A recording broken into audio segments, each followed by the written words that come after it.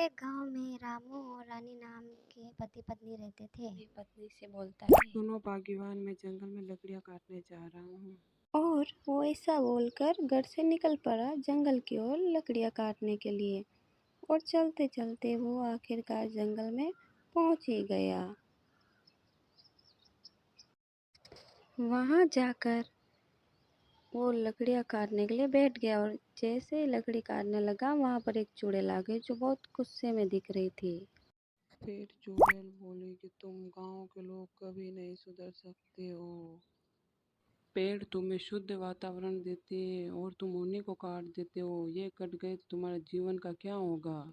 चुड़ैल जी, पर मैंने क्या किया है? आप मुझे सही से बताओगे? फिर चुड़ैल बताती है कि उसके साथ क्या क्या हुआ। वो बताती है कि उसका भी एक बहुत अच्छा सा गांव था जिसमें सारे लोग हंसी खुशी रहते थे। चहल पहल से भरा हुआ गांव था। सारे लोग बहुत खुश थे, पर कुछ टाइम ऐसा आया कि सारा जंगल उजड़कर वीरान हो गया और एक एक करके वहां के सारे लोग मरने लगे।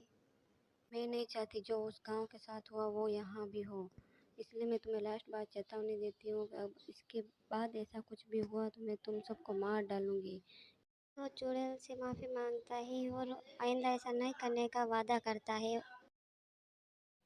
अचानक उसकी आंख खुलती है तो अपनी पत्नी को आवाज लगाता है, तो उसकी पत्नी भागकर उसके पास आती है और बोलती है कि क्या हुआ, आपने अचानक मुझे क्यों बुलाया, ऐसा क्या हो गया आपको। फिर उसके साथ घटित हुआ वो सारी बात अपनी पत्नी को बताता है।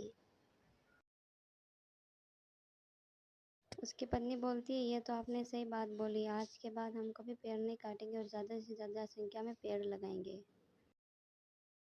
इतना बोलकर उसकी पत्नी वहाँ से चली जाती है अपना काम करने के लिए। तो ये समझाना चाहते हैं कि वर्तमान में तापमान बढ़ रहा है, तो ये ज़्यादा ना बढ़े, इसके लिए हमें ज़्यादा से ज़्यादा संख्या में पेड़ लगाने चाहिए।